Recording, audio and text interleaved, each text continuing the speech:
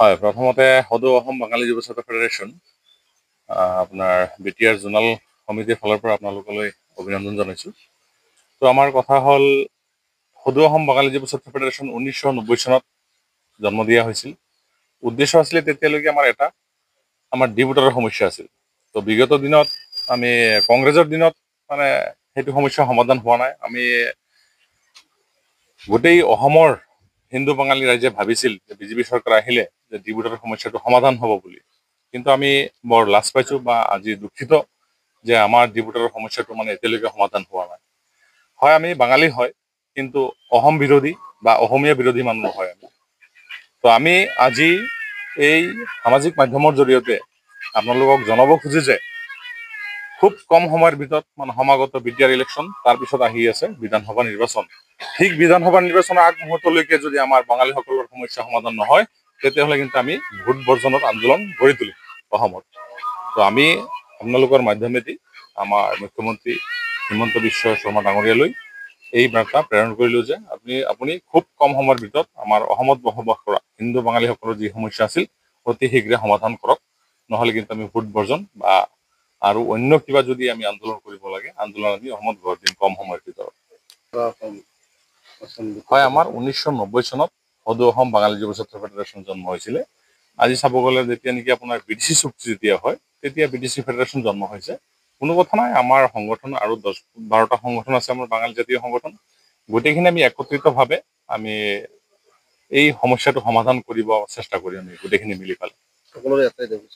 সকলোৰে দাবী এটা ডি ভোটাৰৰ সমস্যা। আমাৰতো চাওক মানে সদৌ অসম বাঙালী যুৱ ছাত্ৰ ফেডাৰেশ্যন আমাৰ দাবী আছিলে অসমত বাঙালী চেটেলাইট কাউন্সিল লাগে, তাৰপিছত আমাৰ বাঙালী ডেভেলপমেণ্ট বৰ্ড লাগে, আৰু 3 নম্বৰত আছে আমাৰ ডি ভোটাৰৰ সমস্যা সমাধান কৰিব লাগে।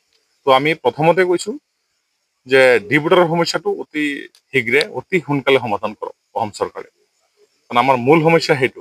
বাকী দুটা পিছত হ'লেও কোনো কথা নাই, কিন্তু আমাৰ মূল যিটো সমস্যা অহা বিধানসভা নিৰ্বাচনৰ আগে আগে সেই সমস্যাটো সমাধান কৰক অসম চৰকাৰে।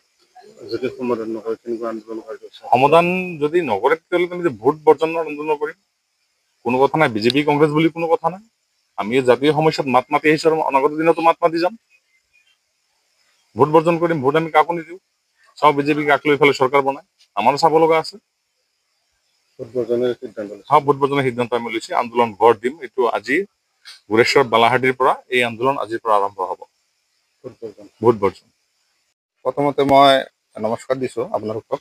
মোৰ নাম বাপন ধৰ, আৰু আমি যোৱা 12 তাৰিখত আমাৰ নাগৰিজুলিত আমি তামোলপুৰ ডিষ্ট্ৰিক্ট কমিটি গঠন কৰিছোঁ, আৰু আজি আমি ইয়াতে আমাৰ গুৰেশ্বৰ বালাহাটিত আমি আঞ্চলিক কমিটি গঠন কৰিলোঁ।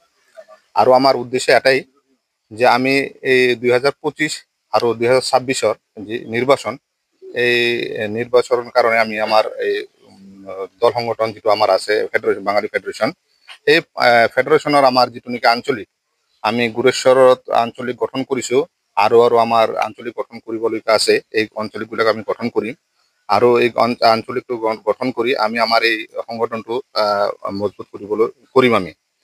কাৰণ আমি বঙালী হৈ আমি খালি ভোট দিম, আমাক খালি ব্যৱহাৰ কৰিব বা ইউজ কৰিব, সেইটো মেণ্টেলিটি যদি কাৰোবাৰ থাকে, কিন্তু এবাৰ কিন্তু আমি সেইটো হ'ব নিদিম। কাৰণ আমি ভোট দি যাম, কিন্তু আমি প্ৰাপ্য অধিকাৰটো আমি নাপাম, এইটো কিন্তু আমি এবাৰ হ'ব নিদিম।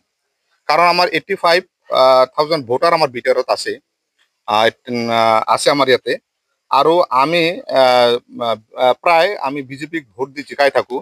বিজেপি আমাৰ পৰা ভোট ল'ব, জিকিব, আৰু গদিত বহিব, আৰু যেতিয়া নেকি জিতাৰ পিছত আমাক বাঙালী সম্প্ৰদায় আছোঁ আমি, আমাক কোনো ধৰণৰ খাই খবৰ নকৰে, আমাৰ যি জাতিগত সমস্যাবিলাকৰ লৈ মাত নামাতে, কিন্তু এইবাৰ আমি এইটো হ'ব নিদিওঁ। কাৰণ আমাৰ যি বাঙালী ভোটাৰ আছোঁ, চবে এইটোৱে জানে যে প্ৰায় বিজেপিক ভোট দি থাকে।